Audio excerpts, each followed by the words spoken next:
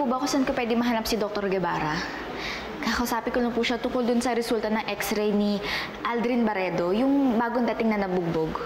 Sige po, ma'am. Ipipage ko na lang po si Doc. Sige, salamat. Karen! I told you to stay away from my son, pero hindi ka nakinig! Sorry po. Sorry? Your sorry is worthless!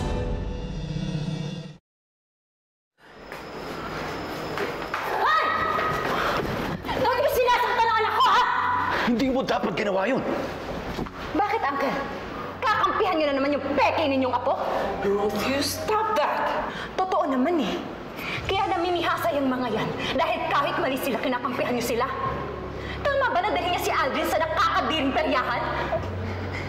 Ma'am Ruth, sorry po talaga. Hindi ko naman po talaga ginusto yung nangyari kay Aldrin eh. Gusto ko lang po siya maging masaya. At sumasagot ka pa? Masaya? Gusto mo siya maging masaya? Anong masaya sa nangyari? Di ba nabugbog siya? Ikaw nabugbog! Tama na! Nina. O, Ana. Nasaan ang mga tao? May nangyari kasi kay Karen at Aldrin eh. Nagpunta silang perya tapos nabugbog si Aldrin. Huh? Is he alright? Nasa ospital na siya ngayon. Nagpunta na din dun lahat. Bakit kasi kailangan pang dalhin ni Karen si Aldrin doon?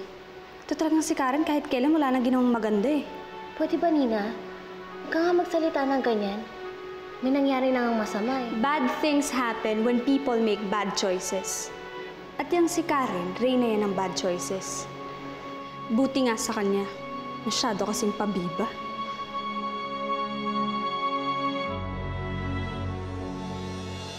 Tama na! Tama na!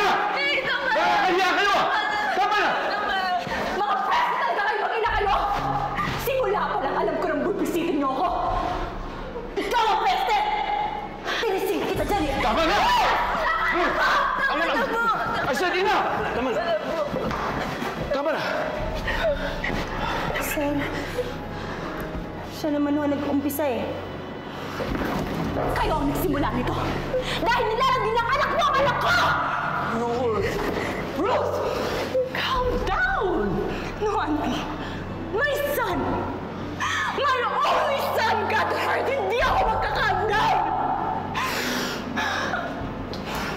Ikaw, sa susunod na lapitan mong anak ko, hindi lang tayo magkakasakitan. Tandaan niyan!